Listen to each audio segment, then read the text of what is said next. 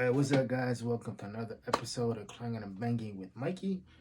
I believe this is episode 12. Usually I come with these joints on a Sunday, but we gotta talk about some shit, right? So the governor of Georgia, Kemp, just signed into law an extremely controversial, racist, bigoted law. And I haven't got a chance to look at the law itself, but pretty much one of the things it highlights is that he essentially made it illegal for workers to give out water and food, during election season and when people are voting.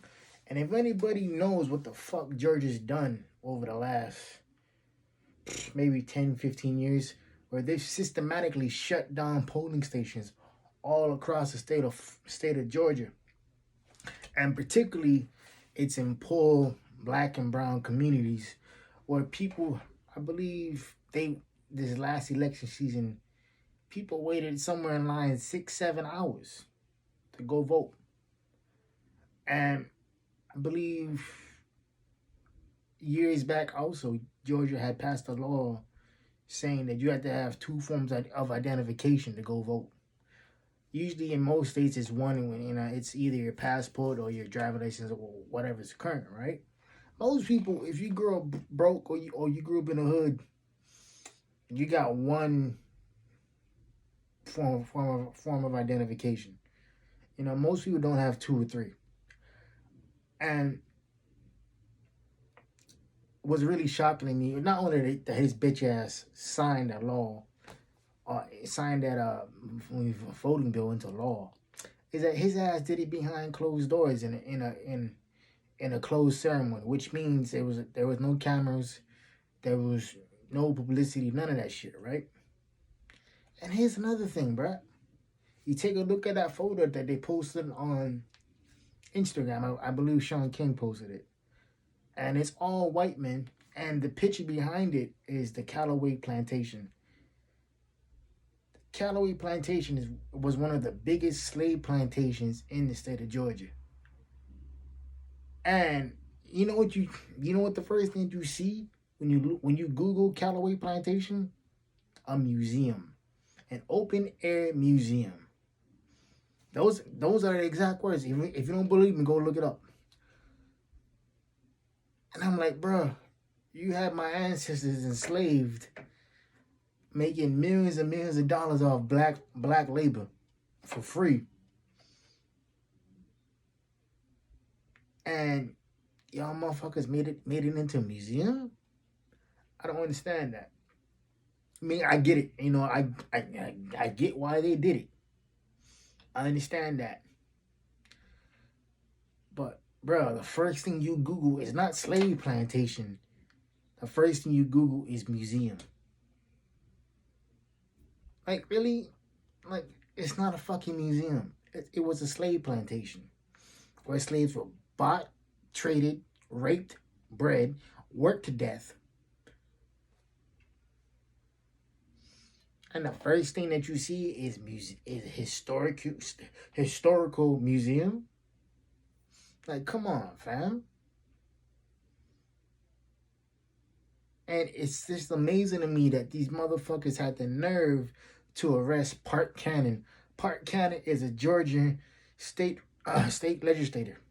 She was arrested for basically knocking on the governor's door, asking for transparency for the bill. And while she's getting arrested, she's telling the state troopers, like, I'm a state legislator. Why are you arresting me? By law, they have to tell you why. They can't just lock you up and throw you in the back of a fucking police car. I really thought the 1960s were bad, bro. From when my mother and my father grew up, I thought that shit was bad. I thought seeing, cities and towns back in the 60s and 90s go up in flames because the riots were bad. Bro, they literally got fucking white supremacists in offices that are elected positions that are voted in, and they made it illegal for voting workers to pass out water. Now, could you imagine if you were standing in line for 6, 7 hours straight? Not only are you hungry, but you're thirsty. And when that happens, you have to use the bathroom, right? And guess what? That's what the lovely state of Georgia did too.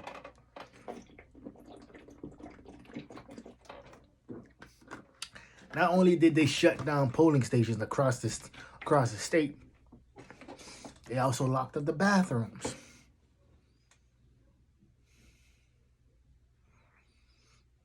And like they made it extremely hard for people to get absentee votings in because they were not figuratively, literally removing mailboxes or mail drop-off boxes, in certain districts. So that means you had to drive however far that you had to drive this to drop it off. And I'm looking at this shit as a black man in America. Yeah, I grew up in a way, yeah, I may not be considered black by some black folk, but let's be real, bro. I got the same skin complexion as some of you motherfuckers, so let's keep it a buck, right? And it's just amazing to me, man, how people don't want to see this shit, or they want to act like this shit don't exist. Yeah, it's 2021. Yeah, racism should die, this and this and that. But you know what? There's a lot of motherfuckers who were born in the 40s, 50s, and 60s who are still alive and well. See, racism, I'll give you a quick lesson real quick. You're not born racist. You're taught racism from your grandparents, your parents, and so on and so on and so on. Everybody wants to talk about, oh yeah, you gotta break generational curses to get generational wealth, this and this and that. But you gotta break general racism too. You can't be going around beating up on people, signing fucking racist laws and racist bills into law. And that's another thing, man. I'm not gonna get into detail about how some Asian Americans want to race war with the black folk, and it's like this and this and that, and because that tells me that you don't know your own fucking history. During the civil rights movement, man, it wasn't just about black folk. It wasn't just about men. It's about minorities in general. So y'all benefited from us, black folk, to getting the same rights. You know what I mean? It's like, when I hear shit like that, well, Asians hate black folk, this and this and that, bro. Do you realize without us doing what we did, you motherfuckers wouldn't have any rights either? And it's like, it's just frustrating because I am in no way a student of history, because I don't have a degree in history. I have a degree in psychology.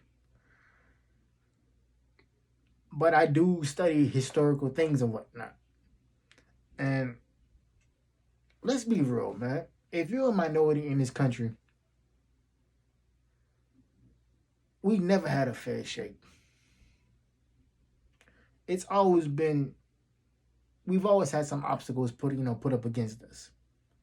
But that doesn't mean that we can't all get better from this, man. It's like, being divided doesn't help us. It hurts us. Electing the same position, the same officials in the office, year after year, it doesn't help us. It hurts us on a state and federal level. And to quickly wrap this up, when I was living in Cali, they had, I think it was proposition, I can't remember the name. I can't remember the number of the proposition, but they had what they call rent control, on the voting bill, which anybody who's lived in California knows how expensive it is to live there, rent wise and everything. Well, anyway, that bill would have said, with the rent control, it would have capped off whatever money. Let's say rent's like $3,000 a month. Well, San Francisco is about $3,000 a month. That it would have capped off rent to say like $1,000 a month, which is reasonable. And nobody voted for that shit. And I'm sitting there, newly moved into California, living in Sacramento, and I'm like, bro, y'all niggas had rental control on the ballot and nobody voted for that shit. Come to find out, nobody knew what it was. Like, how the fuck you gonna vote for shit and not know what the fuck is, what the fuck it is? You know, a lot of this shit, man, has to deal with intelligence. Cause we ain't stupid. We're fucking lazy. Let's keep it a buck. A lot of us are fucking lazy.